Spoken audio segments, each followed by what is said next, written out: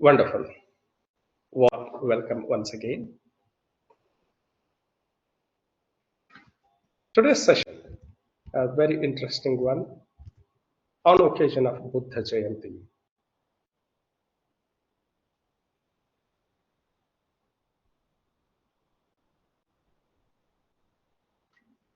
What is the true happiness? There is somehow a misleading concept like wealth, getting fooled by the illusion of wealth.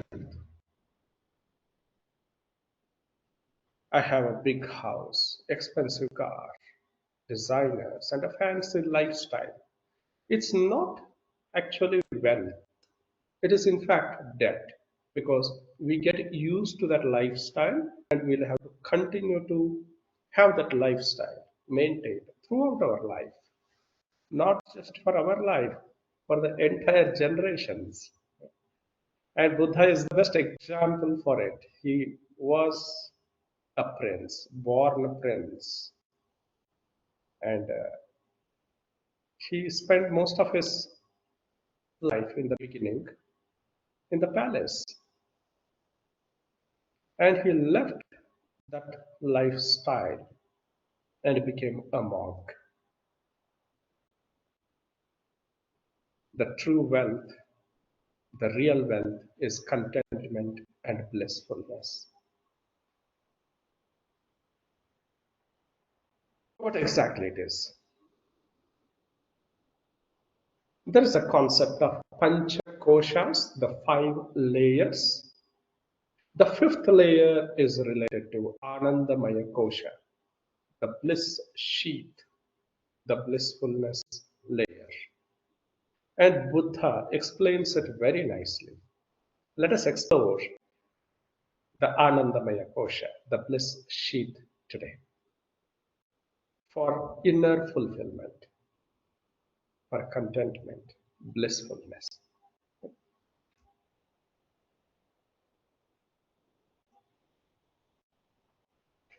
Once again, warm welcome, everyone. There are 32 people on the call currently, and still people are joining in.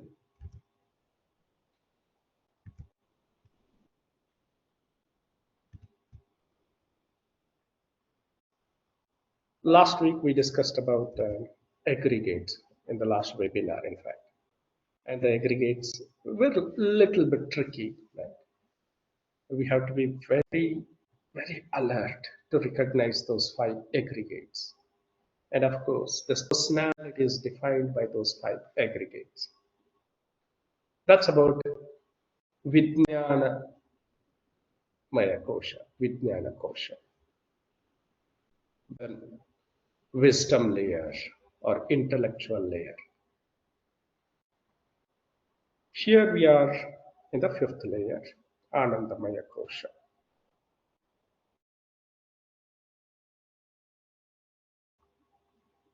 It is not that difficult as compared to Vijnanamaya Kosha. And it's more interesting as well. Let us get started with it. So, just like with most of the sessions, we have been touching upon something like experience. Our entire life is made up of experience. By experience, we are not talking about the past experience or future imagination. What we are talking about is the experience in the present moment. That's all we have. There is nothing else that exists other than the experience in this moment.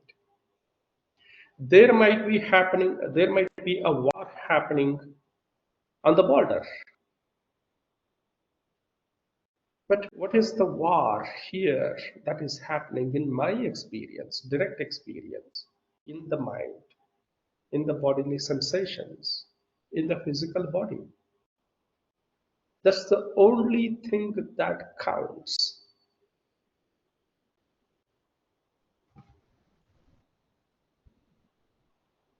So let's look into that experience, what all it contains, and proceed from there. Because there is nothing else that we can observe. That is the reality in this moment, other than experiencing the world. What is my world?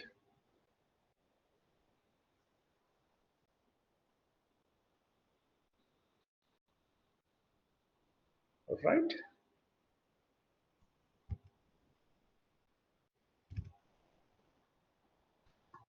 This is the experience. There is a physical body, and there are five senses associated with it. And there is a breath and posture, etc., associated with the physical body. This is the first layer, Annamaya Kosha, the physical body. And then on this body, there are sensations, feelings, or energy flows, whatever is felt on the body. In general, they are called as sensations. That is the second layer, Pranamaya Kosha. And then the things are happening in the mind.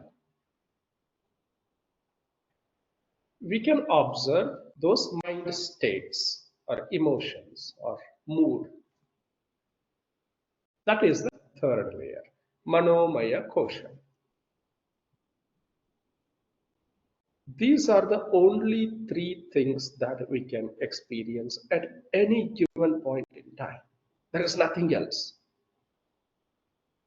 Something is happening in the body, something is happening in the energy layer of the body, the sensations, and something is happening in the mind. That's it, nothing else in this moment.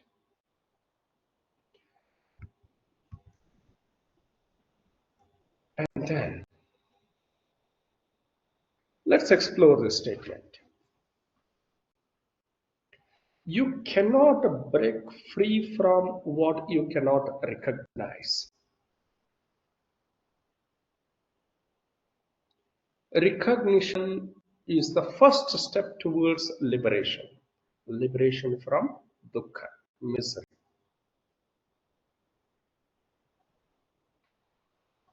So the only way or the first step towards liberation is recognizing this experience in this moment. If we cannot recognize it, there is no way we can control it or break free from it. So it's all about awareness of what is happening in these three layers. How do we do that? So there are five steps at a high level here. Recognizing the first one, recognizing the experience. Or in other words, generally we use the word awareness. Awareness of the experience or witnessing of the experience. Meaning we are not trying to change the experience, we are simply witnessing it. Sakshi Bhava. And then, with a sense of presence in this moment, with a sense of enthusiasm, investigating that experience, what is happening exactly, exploring it in these three layers, and then acknowledging whatever is as it is. That is, acknowledging if the experience is pleasant or unpleasant or neutral. It cannot be anything else. The experience can be pleasant or unpleasant or neutral at this moment. Accepting it as it is. If it is pleasant, yes. Acknowledging this is pleasant experience, accepting it as it is. If it is unpleasant, yes, it is unpleasant. If it is neither pleasant nor unpleasant, I may not call it as pleasant, I may not call it as unpleasant also. neutral, accepting it as it is, and then allowing and letting it be as it is. This is nothing but witnessing. Right? We are not trying to change the experience here. This is exploration, inner exploration. Whatever is happening in these three layers. When we do that, and how do we do that? There is one word, seven factors for enlightenment, or seven factors of Ananda, the bliss. We'll introduce with the first three of them, which are the foundational parameters, foundational factors. What are they?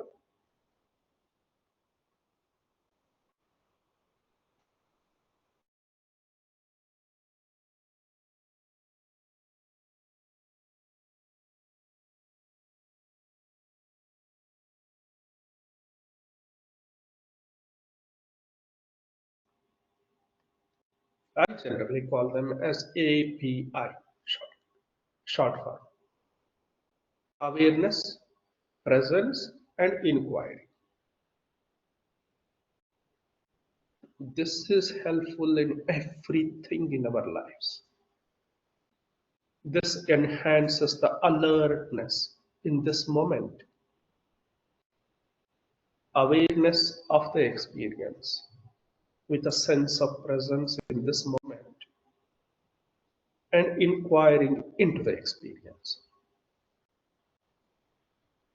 For example, there is a sensation, say, in the forehead, in this place. It's an experience. Awareness of it in the present moment with a sense of presence and inquiring. How do we inquire? Is it pleasant? Is it unpleasant? Or neutral? Or maybe is it feeble or intense? The inquiry into the experience. Or another one, there is breath happening in this present moment with a sense of presence, awareness of the breath. Yes, I can feel the breath now. Inquiring, is the breath coming in or is it going out? Exploration of the breath. Is it deep or shallow?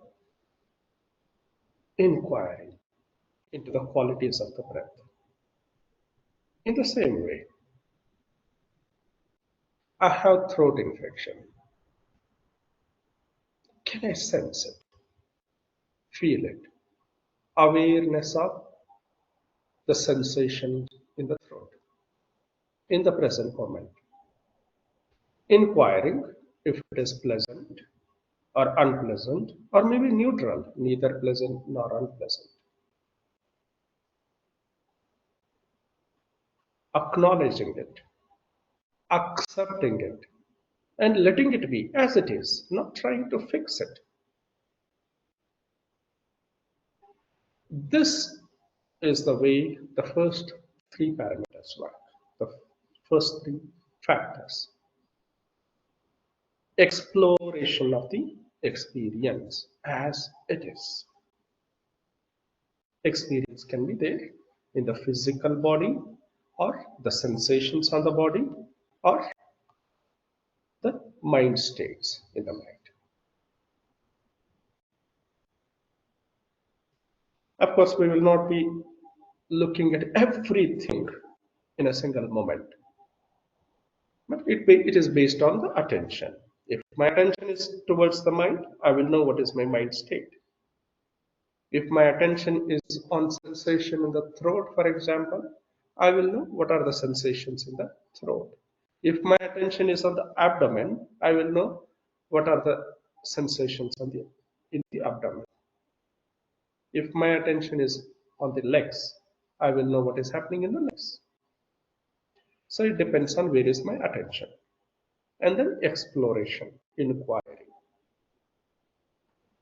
Is it pleasant or unpleasant? If it is breath, is it coming in or going out? In this, that way. Okay? What happens? A miracle happens. If we do it only for a few minutes, the mind gets stabilized, balanced, equanimity arises, samatvam.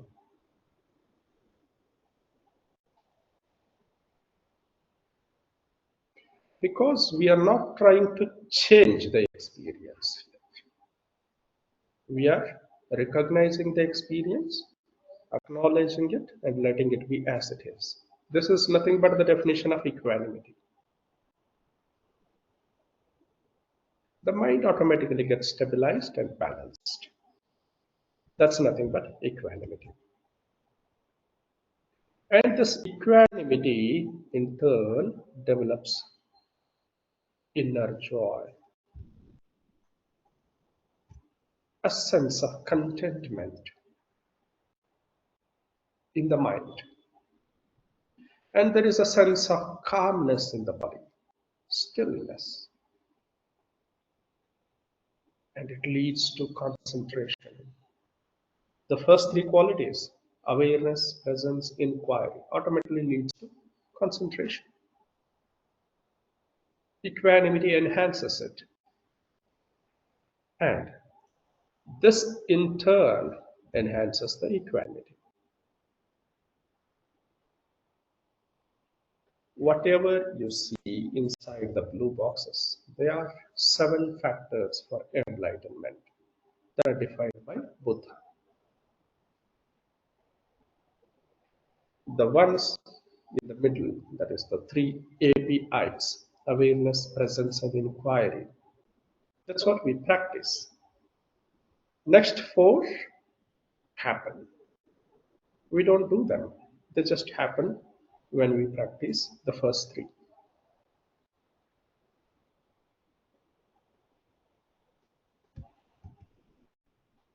Let us look at them from another angle.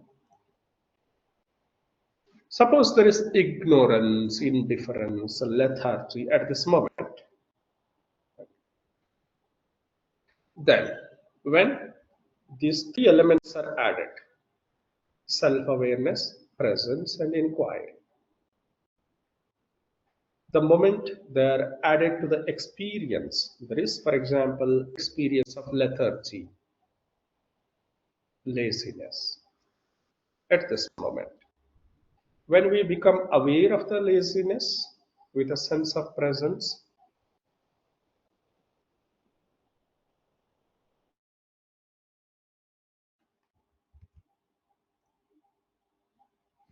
it slowly turns into alertness.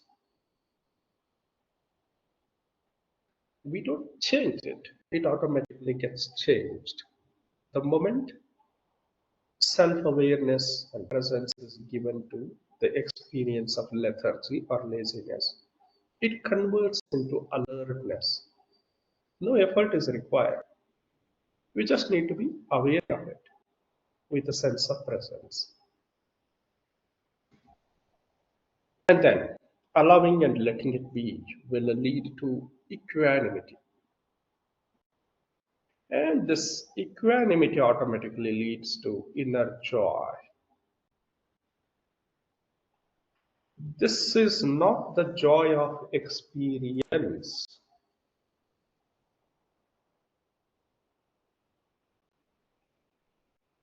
There is a misconception of the joy of seeing something beautiful, hearing something beautiful, tasting something very tasty one, smelling something fragrance, good fragrance, touching something smooth. That is just pleasantness. This is inner joy. coming out of awareness of action or awareness of the experience and simply being presence itself. That leads to those additional four factors of blissfulness. Let us explore them as part of meditation today.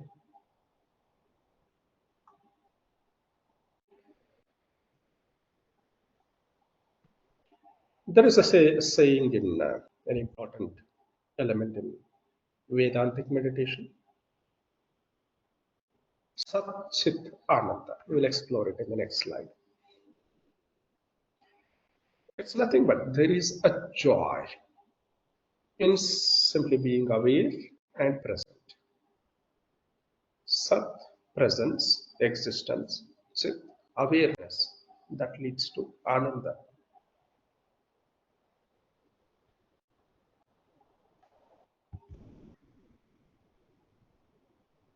Let's explore. We'll go back to experience, exploring the experience. This is very essential because since our childhood, the moment we think about experience, it's all about sensual experiences. Right? We think about sensual experiences. That is true, but not about the past or future, not from the memory. This experience we are talking about is from this moment, not from the memory, in this direct experience at this moment. There is a space of experience in this moment. Let's forget about the memory. In this moment, in this space of experience, what is happening? There is an environment around us. And this event, situation happening, that acts as a stimulus. It triggers. What does it trigger? Here at a high level, few things are listed out. Breath at a physical body level, bodily sensations, second layer, emotions, third layer. Based on emotions, there is impulses, and the thoughts also related to third layer. Right? These are all happening in the space of experience. All the time, there is sense of breath, there is bodily sensations, emotions in the mind, thoughts in the mind, and impulses based on the emotion and thoughts. It's happening all the time, moment to moment. This is nothing but the experience we are talking about in this moment. Here, we are anyways experiencing it all. I have taken it from one of the previous sessions that we conducted. There are two options we have. Either experience unconsciously. Most of the time we are doing it. That's how the mind is designed to work. The brain is designed to work. It's automated, and most of the time we experience the things unconsciously. And that leads to suffering, in fact. The other option is experiencing the same thing consciously with awareness, presence, and inquiry, and feel the sense of freedom. We'll explore it during meditation. Let's explore it during meditation. The three elements, Sat, Chit, Ananda. The presence, awareness will lead to Ananda.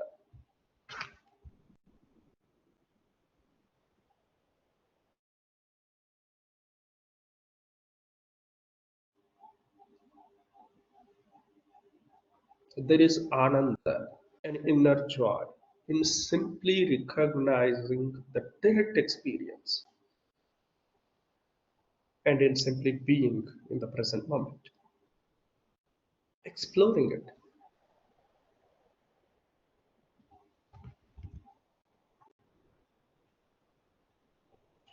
Awareness of direct experience as it is, not as I would like it to be, with a sense of presence, moment to moment. So here, awareness is more important than the experience itself. Experience can be pleasant or unpleasant or neutral. But what is more important? Awareness of that experience. That leads to Ananda, not the experience. Now, from all this, if I can summarize, here is what I can think of. What is joy? Contentment. Awareness is the joy. At some point in time, we'll recognize this. Presence, simply being, is the joy. Have you felt it? When we are simply aware, simply being, sitting, simply, some joy arises.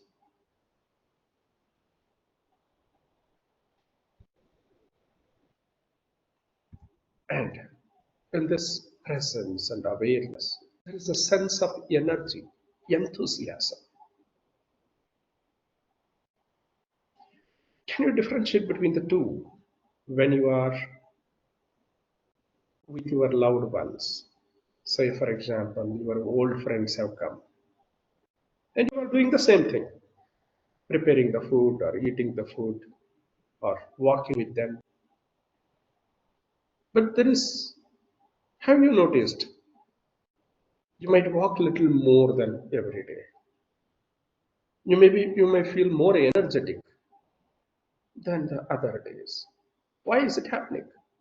Because there is more sense of presence and awareness. Otherwise, we just do the things mechanically. So, in the awareness, there is a sense of energy or enthusiasm. In the presence, the presence itself is the energy or enthusiasm. And restfulness. What is restfulness? When we are clearly aware and present in this moment, that leads to restfulness. Even yoga nidra's definition is that itself. There is awareness and there is relaxation. That leads to restfulness. Otherwise, even simply sleeping, we feel more tired sometimes. Okay? Even after waking up, after a long sleep, we feel tired, not rested. And this awareness and presence, that sense of being itself is the freedom. Freedom from what? When we are fully aware, intensely aware and present, the karma phala of experiences will be reduced. Our job is simply to be aware in whatever we are doing. Awareness doesn't have the qualities like good, bad, right, wrong, etc. When we do the things with full awareness, consciousness, the karma phala will not be there from that action. The problem is with unconscious action. Awareness is the guru, the guiding light. We don't know what is good, what is bad, what needs to be done, what should not be done. But when we are fully aware, some guidance arises. Whatever we do, it just happens. In a summary, what are the 7 factors for enlightenment? The first one, awareness. Second one, presence or a sense of energy. Inquiry. These three are the foundational factors. 3 foundational factors. And once these three are used to experience, we get connected to Anandamaya Kosha. There are called 7 factors of enlightenment. Buddha's Bojjhanga. Of course, Buddha doesn't use Anandamaya Kosha or Pancha Kosha, but he continues to suggest us to practice this Pancha Kosha meditation. He doesn't use those words. He uses simpler words, seven factors of enlightenment. What happens when we apply these three elements, these three factors? Equanimity arises, inner joy or contentment arises, and there is calmness and stillness in the body and concentration or composure. This is nothing but overall Anandamaya Kosha, blissfulness. Here, as we have seen in the past few sessions, for every experience, the mind state, sensations, Buddha says, allow it to arise and allow it to pass away. Everything, be it five hindrances we studied, and then the five aggregates we studied, and the senses we studied. In all those cases, Buddha says, allowing them to arise, recognize, allowing them to pass away. They're arising and passing away. But only in this case, only for these seven elements, Buddha says, recognize them and develop them.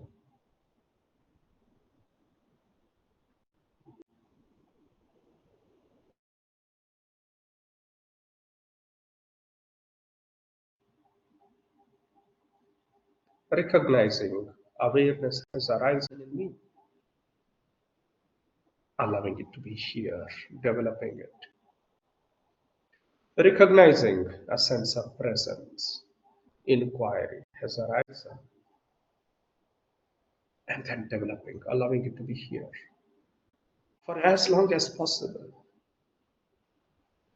Recognizing the state of equanimity whenever it arises, not just during meditation, but any time during the day, can we recognize and allow it to be here.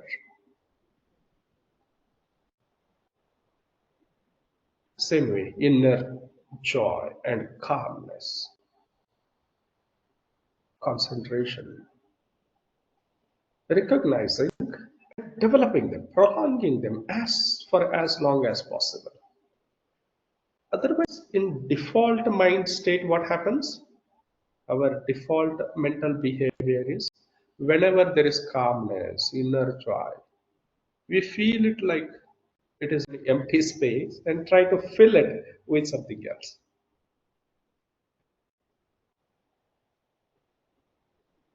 We want to do something even during that time. So, intentionally develop, recognizing those states whenever they arise due to various reasons. Sometimes simple joy arises, inner joy. Recognize, yes, this is inner joy, I am feeling great. Don't fill that space with something else. Just let it be. There is some kind of calmness in the body, stillness. Recognizing and developing it, equanimity, concentration, all these seven elements. That leads to inner fulfillment. These are called some factors of enlightenment by Buddha at a high level.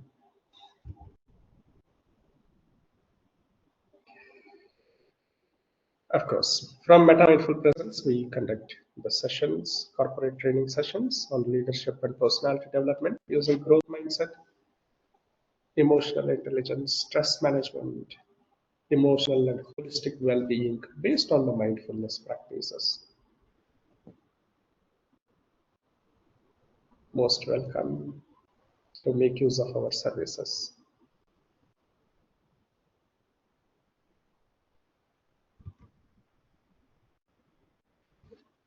This is what I wanted to cover today, for today on occasion of Buddha Purnima, and then we'll go through a meditation session and explore these elements. Any thoughts? Any anything anyone would like to share, please?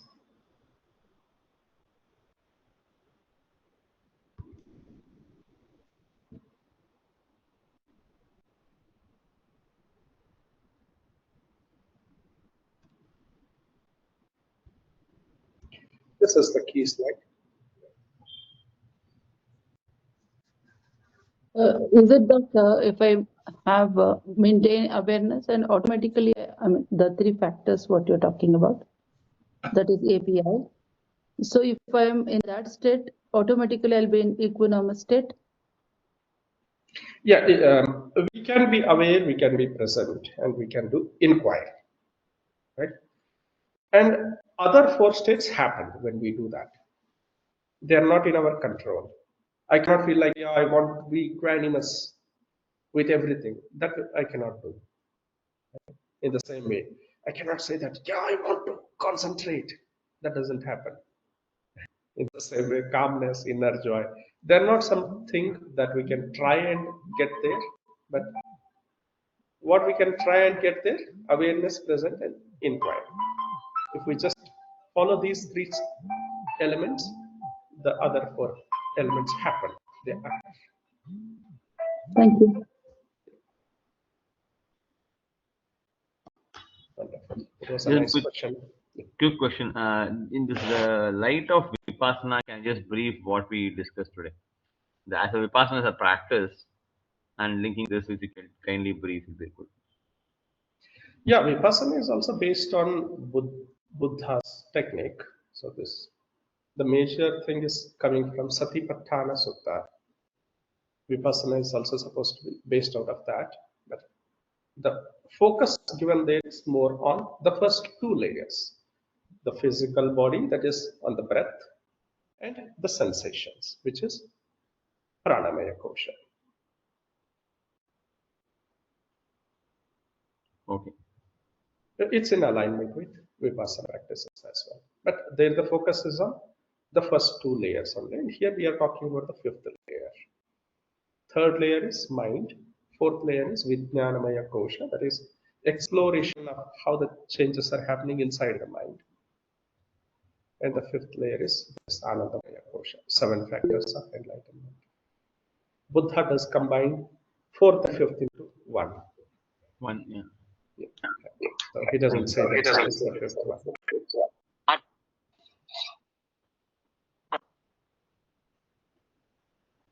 Yes, madam. Madam, you wanted to say something?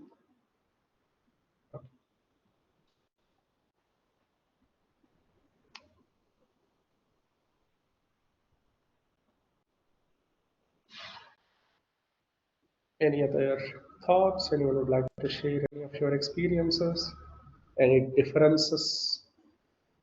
Or with whatever you feel like from Vedantic perspective or from any other perspective, most welcome to share your thoughts. It's an open forum to discuss even on the differences. Yes, madam. The statement that you made, that when I didn't understand that point, like when we are finished, we are feeling inner joy. At that time, we are thinking, okay, let me do this, let me do that, and our mind is immediately getting to go and do something else and not experiencing that contentment or joy of doing something. This often happens when we have a lot of things to do. Okay, I've done this work, I'm like, it's complete. Now I have to go and do the other thing. So how to control that? I always do that. Yeah. It's the nature of the mind, madam. If you say you are doing that, it is perfect mind. Right? That's how the brain is designed to work, and that's how it is working. So here we are putting an intervention to recognize what exactly is happening inside it. It's awareness of what is happening or witnessing it rather than trying to control it. Yes, I want to do something else. That's nothing but a desire. recognizing, yes, desire has arisen, that is, that wants, that wherein the mind wants me to do something else. Recognizing that. It could be desire to eat something even if we are not hungry. Many times it happens, like when I don't have anything to do, even if I am feeling good in the mind, I just want to fill the space by eating something. Sometimes junk or sometimes some dry fruit. And the desire, we can observe, it arises for a very short period of time. If we just recognize it, and if I ask the question like, do I really need to eat it? Do I really feel like eating it? And will I be happy if I eat it? Then suddenly, in a few moments, the desire passes away. So recognizing the rising of desire and passing away of desire. Eating or not eating is choice. That's different case. But if we can simply observe how it arises, how it passes away, it's very insightful in of how the brain is working. There is nothing right or wrong here. We are all using the same set of brain, the same design of the brain, and it's exactly happening same for all 8 billion people. But we have here an opportunity to explore how it is working. That's fine, actually. There is a tendency to gap and No, do I something else. usually what I do is, okay, 7 things I have to do today. And when I finish one, I can't sit calm. I'll immediately rush to the next. I have to finish everything before I can sit down. So I always think I have a whole day to do all this. Why not I just be quiet? One, that's something I've not been able to do. I think, I guess intentionally doing something what is planned, I think that is also comes under awareness itself. You are aware that you are doing that intentionally, so that should be fine. But thing is, you are recognizing the anxiety is what matters now. If there is anxiety, you just have to recognize that you are anxious, understanding that part. So that's what. But negative, positive is it's not there yet. Thank Yeah, you. that's a good I point. think that's what it is. I think that's the Yeah, thing. The yeah, here main. is a statement. You cannot break free from what you cannot recognize, right? You are able to recognize it. So that is the first step. Or you have already taken the first step. You are able to recognize that anxiety or anxiousness to move forward and start doing the second one. So arising of agitation, you are able to recognize. So that is the first step that helps to move forward towards the liberation from that anxiety or agitation. So that perfectionism mindset, the more we are perfect, the more we are, uh, uh, I mean, high quality or high conscientious people, these mindsets will be there. So, or more successful or highly reliable people, they will all have these agitations that I want to do. I have a to-do list. I don't want to miss anything, etc. Thank you. How do we actually this deep habit of being in living in unawareness is to how to sustain this let's say conscious state because we are so used to being unaware. Yes, exactly. It's all in other words, we can say it's autopilot mode. It's all happening on its own. It is easier to do, and that's how the brain is designed. At a given point in time, we cannot be aware and do everything with full awareness, and that's the reason brain is designed in a such a way that it has automated most of the things in our lives. Like for example, brushing. How many times do we know we are brushing? How exactly we are brushing? We can speak, we can watch TV and still brush. We can do something else and still keep brushing. In the same way, drinking a cup of tea, I can read the newspaper and still drink a cup of tea. It's all automated. How to drink a cup of tea, how to eat without being aware of it, how to brush without being aware of it. So it's in a way it is good. It has made the life simple, easier. But here the problem is that it's leading to more and more unawareness, as you said, or autopilot mode. We can try and recognize that it's happening all the time. That witnessing ability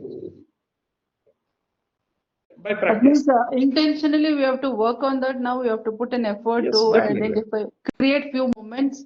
That few moments becomes maybe minutes and then hours, and then that's how it's going to go. That's the Yes. path we need to pass on. Yes, definitely. The practice, practicing. That's what is meditation all about.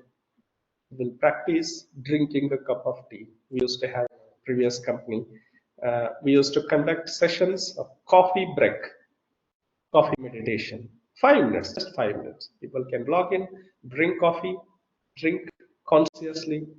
Suppose there are 20 sips in a coffee cup. Drinking with consciousness all 20 sips. At least 3 sips consciously, 5 sips, improving it. Otherwise, it will be usually 1 or 2. Afterwards, we just forget that we are drinking coffee and we just finish it off and throw it out. Sir, Thank one question. Why have we become like not knowing everything? Without consciousness, we are doing everything. Why have we become like that? Nobody till date, nobody has taught us you have to do the things with consciousness. Why this thing has happened or what it is exactly? And that is the Maya, madam. And that's the only reason because of which we exist.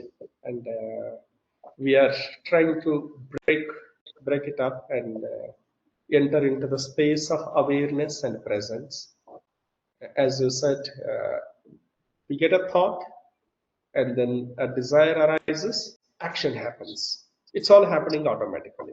When we start observing what is happening, there is no doer, in fact. Even that is happening automatically. Nobody is doing it. It's all just happening. A thought is arising, desire arises, action happens. And an identity arises that says, I am the doer. That is anatma we discussed last time. The 5 aggregates are acting everything about us. There is nothing that I can do. It's all happening automatically. The moment we start recognizing or witnessing that it's all happening automatically, I don't have any choice also many of the time. I can be simply aware or I can be witness to it.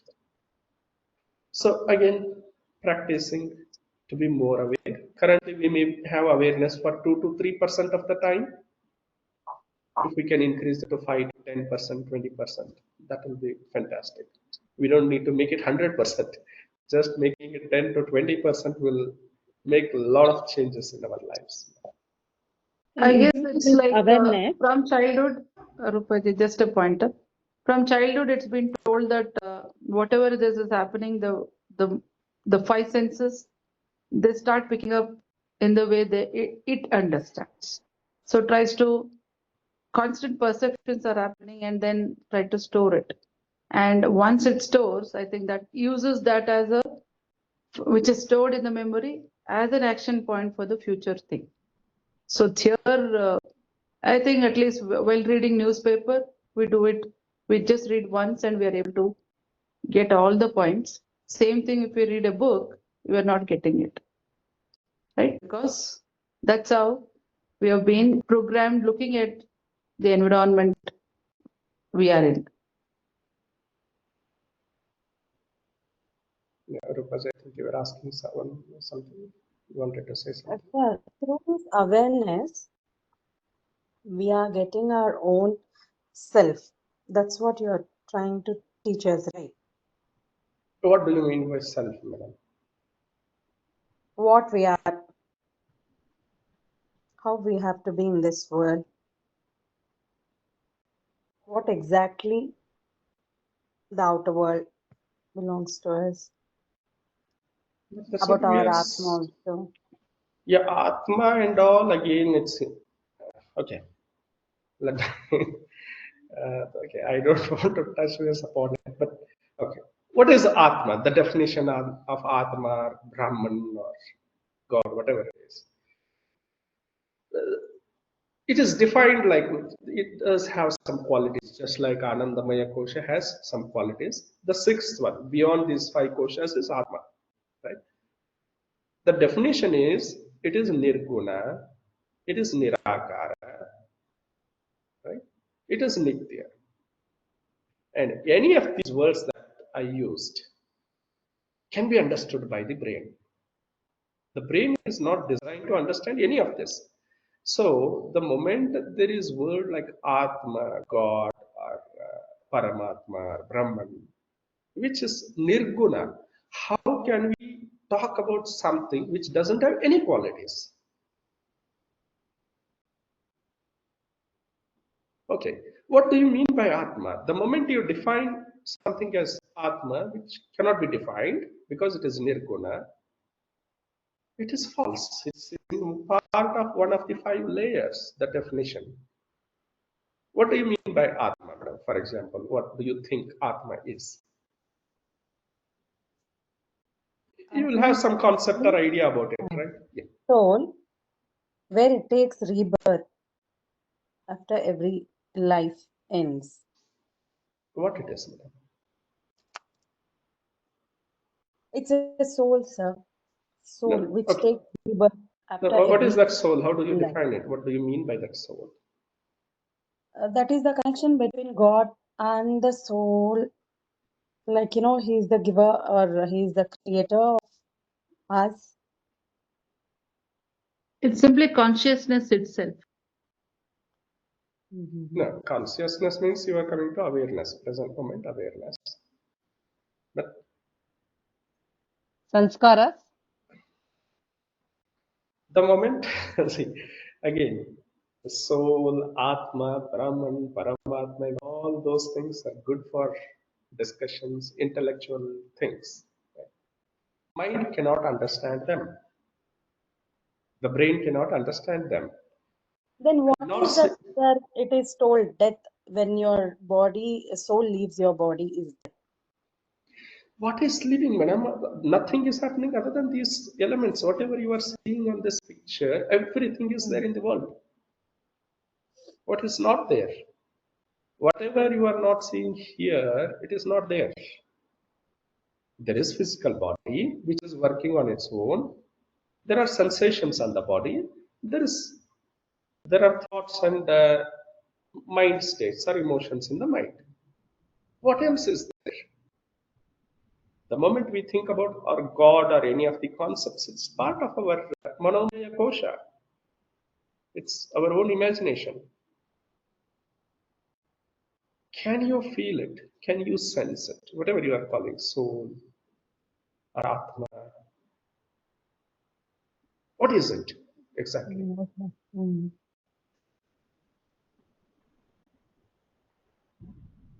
No, sir, never felt about the soul or something like that. Yeah, it is beyond the sensory perceptions, beyond understanding of our mind. None of the sensory organs can detect it, recognize it. Eyes cannot see, ears cannot hear.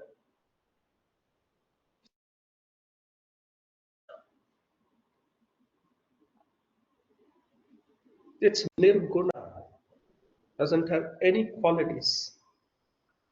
So Buddha made it simple. I'm not denying the God, I'm not denying soul, or I'm not denying Atma, Paramatma, whatever it is. But they are not as the mind thinks them to be. It's our own imagination.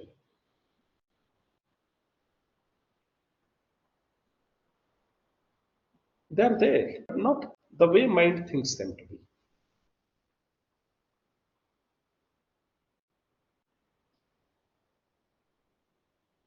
Sir, I have one question. What we see the reflection of moon or sun in the water, is it the imagination or is it reality? The art, whatever the mirror we see it, our face of the mirror. Is it imaginary? It is not imaginary. Right? See, there is eye sense which can see some image, be Yeah. it in the water or be it directly or in the mirror. It is there at an apparent level. This That's correct, is sir. The same body water, if you senses. put a stone on that, it automatically that the images disappears. Yes, that's right. Right. The same way in our mind, the disturbances that we can't see the God, whatever the soul you are talking about, sir. I think that's where we need to get into, right? That's my understanding. Correct me if I'm wrong. So that's what. Suppose you throw some stone in the water. You are saying image is not seen. Yes. Yeah, sun or a Yes, moon, whatever disturbance I is see. Yeah, seen. yeah. Disturbance is seen. What it has to do with God? The God, what I'm saying, sir, the mind is disturbed. The way you are explaining the sensation, it disturbs our mind. The mind, we are not able to make it still like water, and I can't see the Atma or Paramatma, whatever we are calling it as. I think the reflection we can't see it. That's where the whole challenge is. This is where I read it from all the the great sages who talked about.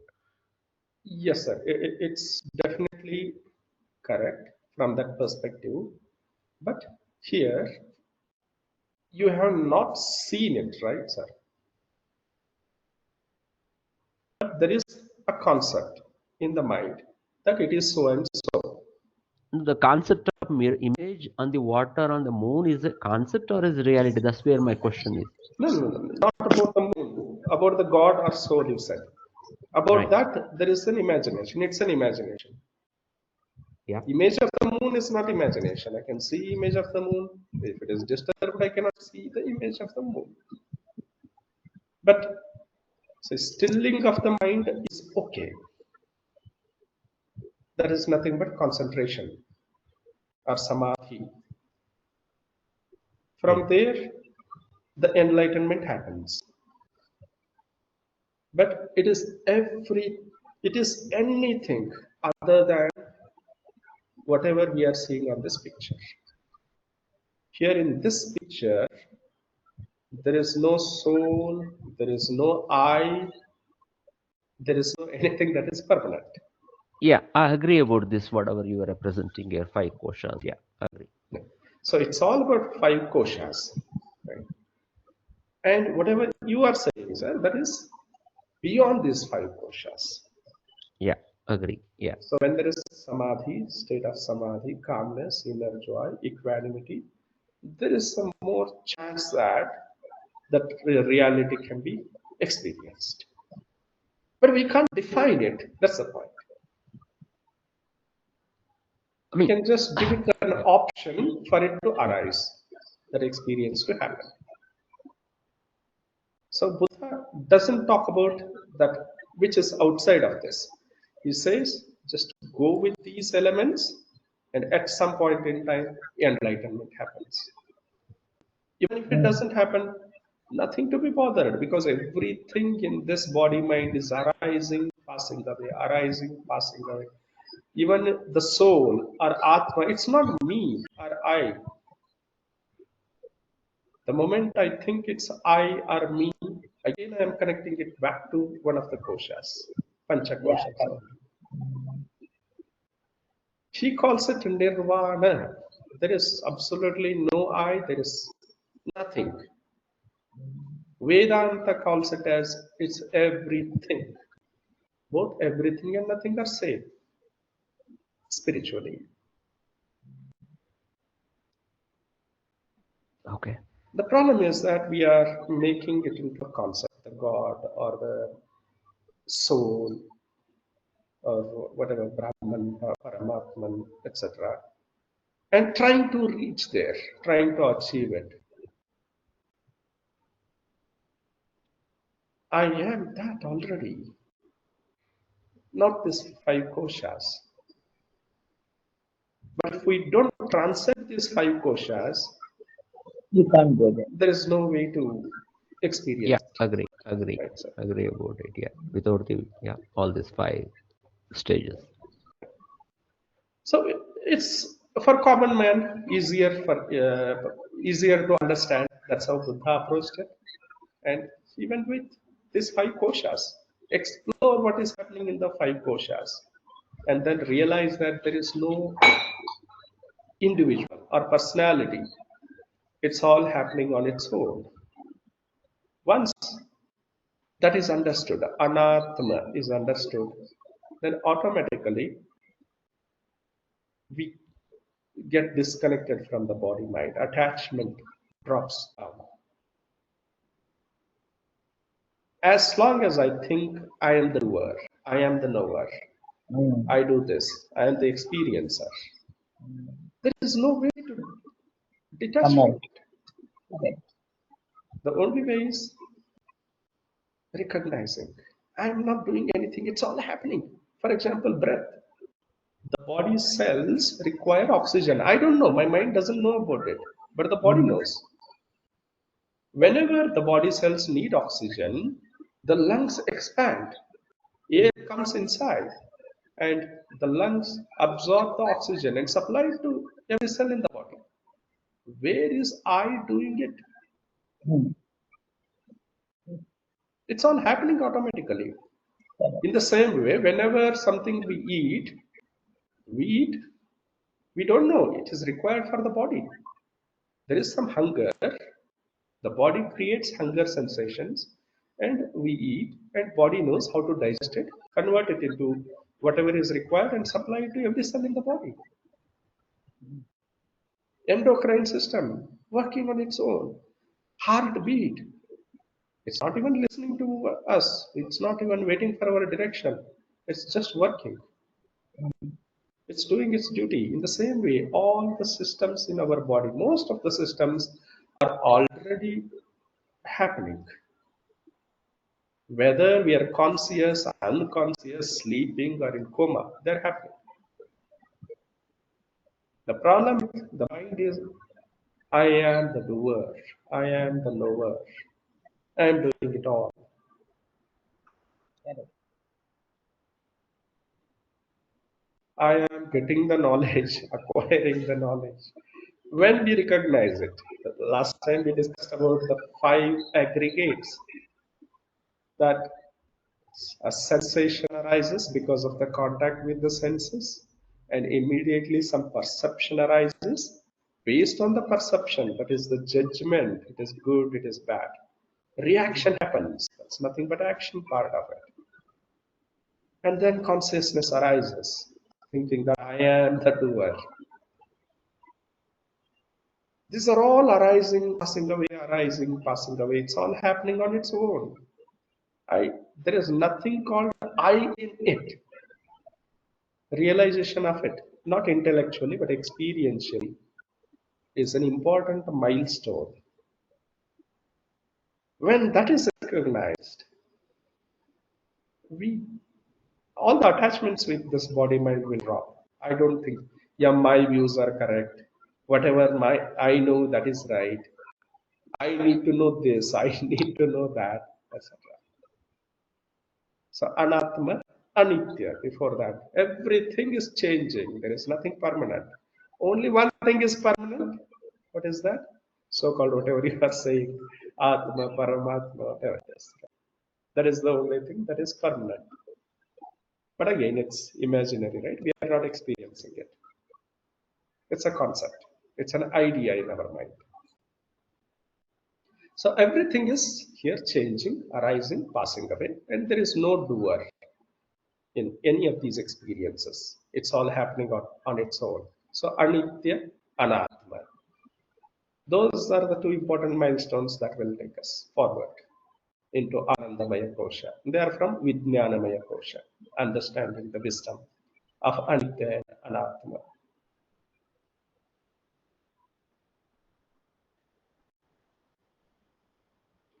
Again, Vedantic meditation, it has direct approach,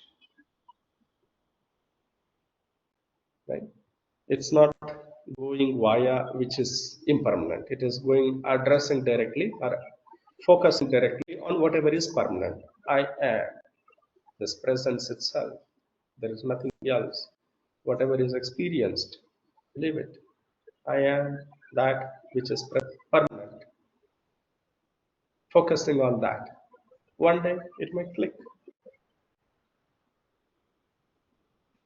Vedantic approach is coming from this side, and Buddha's approach is coming from this side. This is focus on permanent. This is focusing on Pancha Koshas. Both are arising at the same juncture, that is final destination. Buddha calls it as nirvana, there is nothing, and Vedanta calls it as Brahmana. Everything, I am everything. There is no I in the fact. Purnamida. It's Purnatva. Purnatva. Yeah. Yes.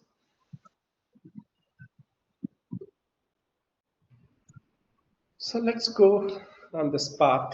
What I felt is awareness is the guru. Let's go with awareness, follow guru, whatever it's wherever it takes us, and reach the final milestone. From both the perspectives, Vedantic approach as well as Buddha's approach. So we're not denying the fact about soul or Paramatma or Atma, etc.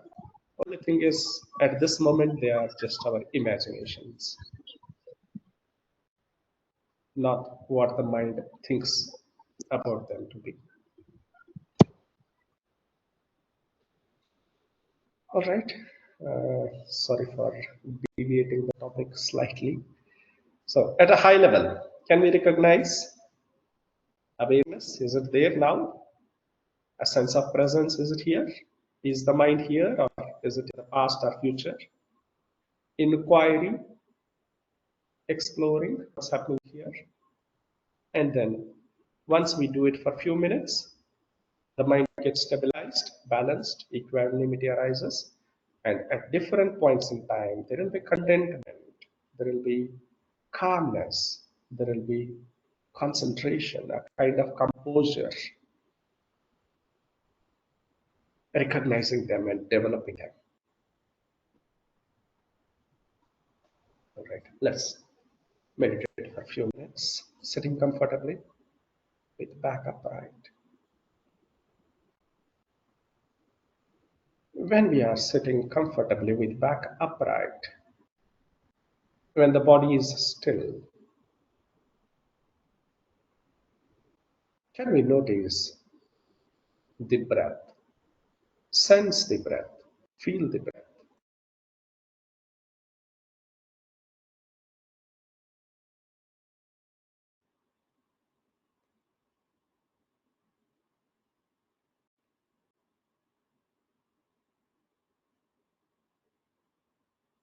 In the present moment.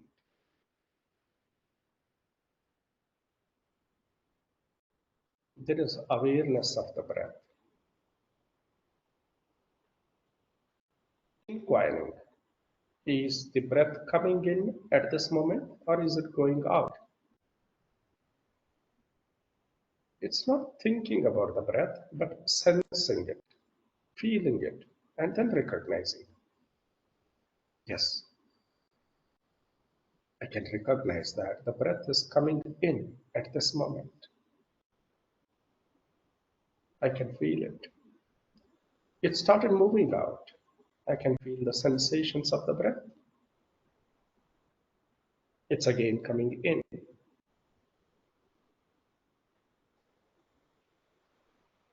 this way. Noticing the breath.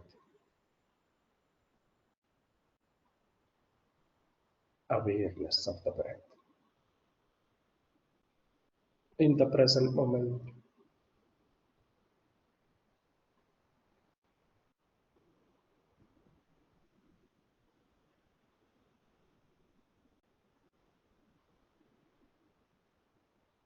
inquiring if it is coming in, going out, moment to moment.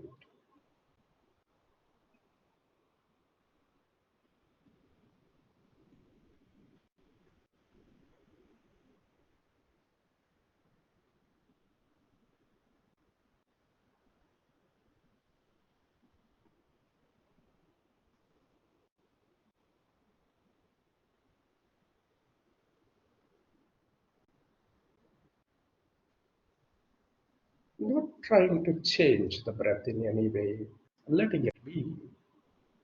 The body is already breathing based on its requirements, based on its needs, simply witnessing the breath.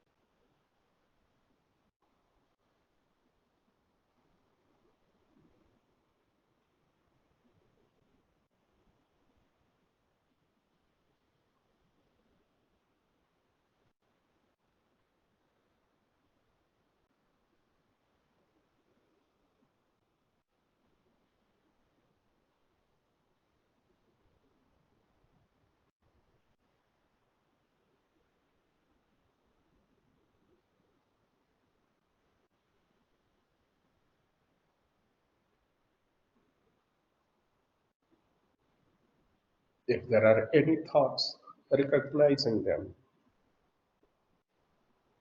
and then bringing the attention back to the breath,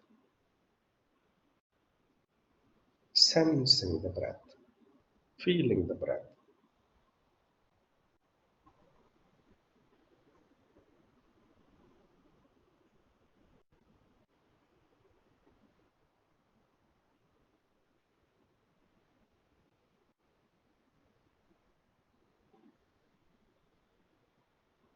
Just in a few minutes, the mind stabilizes, balances.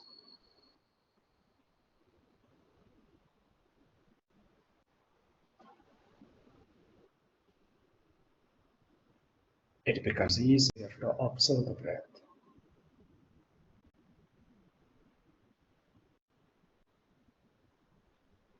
And there is a sense of joy in simply recognizing the breath, in sensing the breath, in feeling the breath.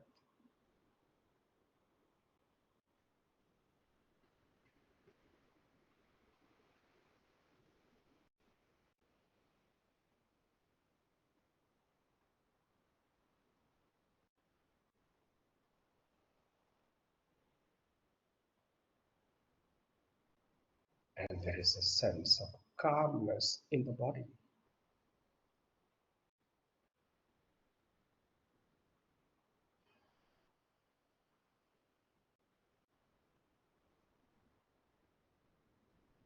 The mind is balanced, equanimous,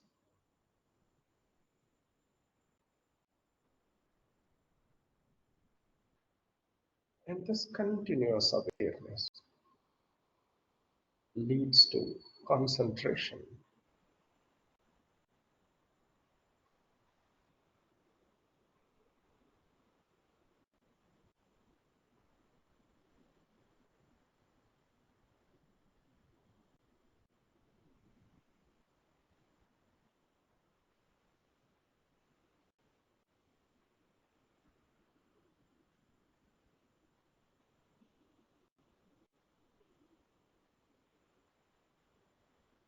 This is Anandamaya Kosha.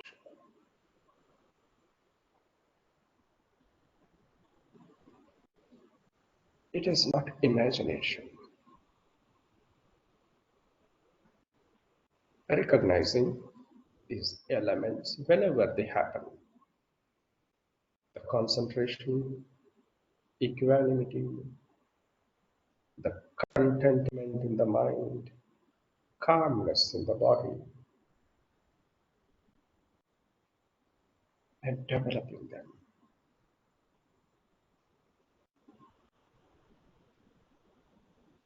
Allowing them to be here for as long as possible.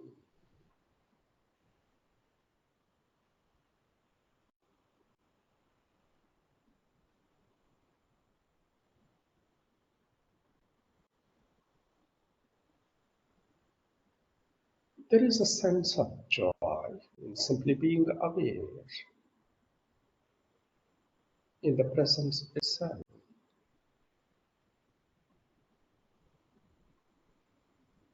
And there is a sense of restfulness.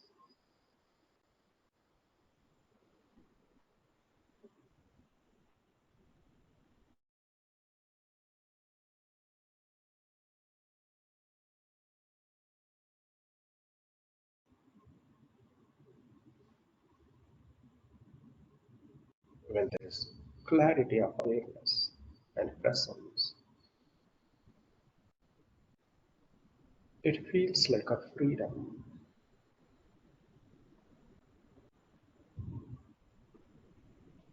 It's a freedom from the experience,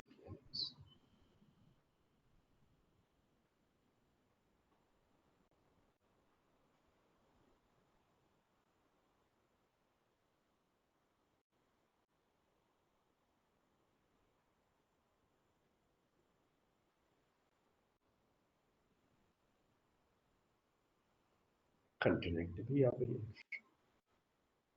conscious with all our activities.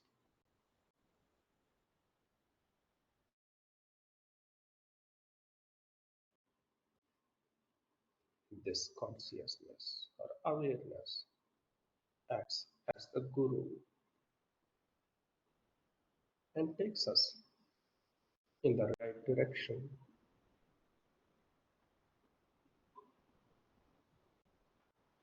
Nothing to be discarded, nothing to be avoided, accepting every experience as it is, simply recognizing it in the present moment,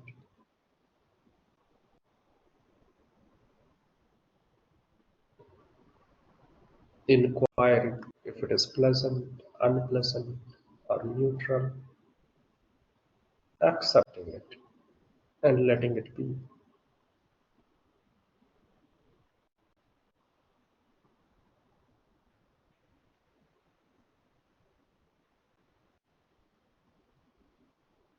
There is nothing to do, nowhere to go.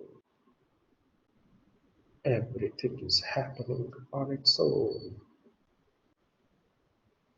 A thought arises, a desire arises,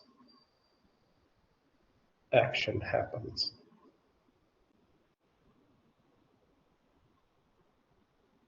a reaction happens.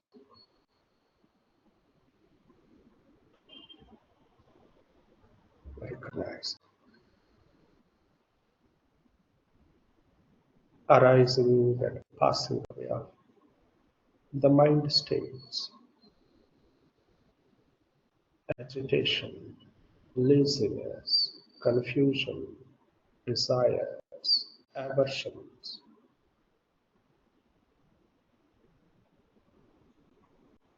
the five hindrances. In the same way, recognizing, arising, and passing away of aggregates, khandhas, the contacts, the sensations, the perceptions, reactions, and identity with it, the consciousness.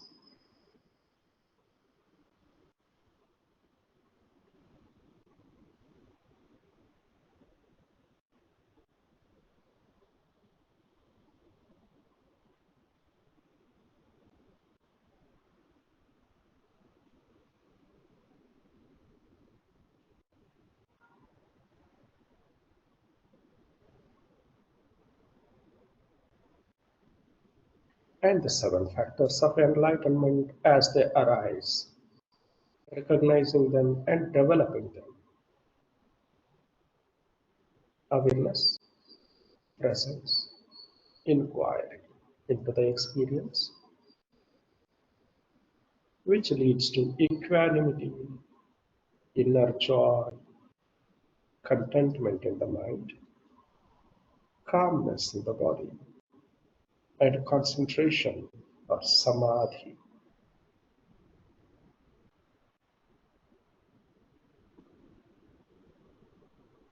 Recognizing them and developing them.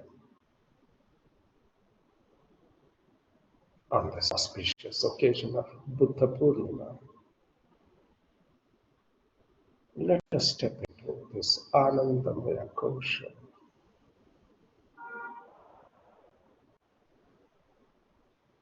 May all develop these 7 qualities of enlightenment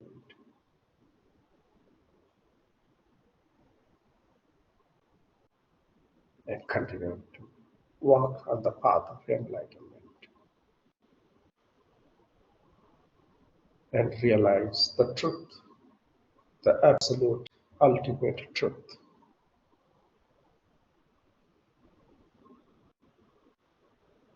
be it Nirvana or Brahmana, Atma, Paramatma, whatever it is.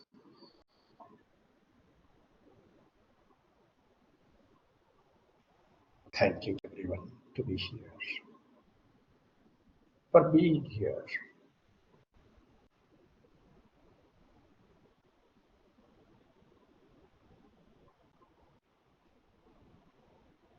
and continue to walk on this path of awareness, in the light of awareness. Slowly, moving the attention to the physical body, noticing the legs, noticing what it feels like in the feet, toes, heels, soles, ankles, calf muscles, knees, thigh muscles, hip bones, entire legs, and then the front portion of the body, the pelvic region, abdomen, chest, throat, face, the entire front portion of the body, and both the hands, back side of the body, lower back, upper back, shoulders, neck, back side of the head, top of the head. Feeling this whole body, taking a deep breath in, sensing this whole body, breathing out, scanning the body from bottom to top while breathing in, while breathing out, scanning from top to bottom. With this wider awareness, expanded attention, let us step into the next moment of our lives, lifting both the hands up, rubbing the palms with each other, hearing the sound. This is the contact. Feeling the heat. This is another contact. And these are the sensations. There are perceptions associated with them. Reaction arises. Consciousness arises. Slowly keeping the palms onto the eyes, feeling the warmness, and by looking into the palms, slowly opening the eyes once comfortable.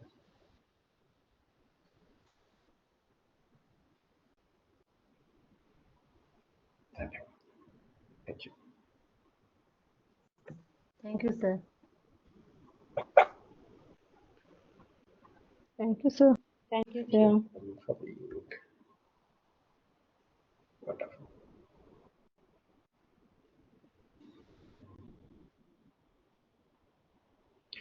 The group is open for comments, and if you can leave your feedback, that would be wonderful. It will motivate others also to join us in the next session.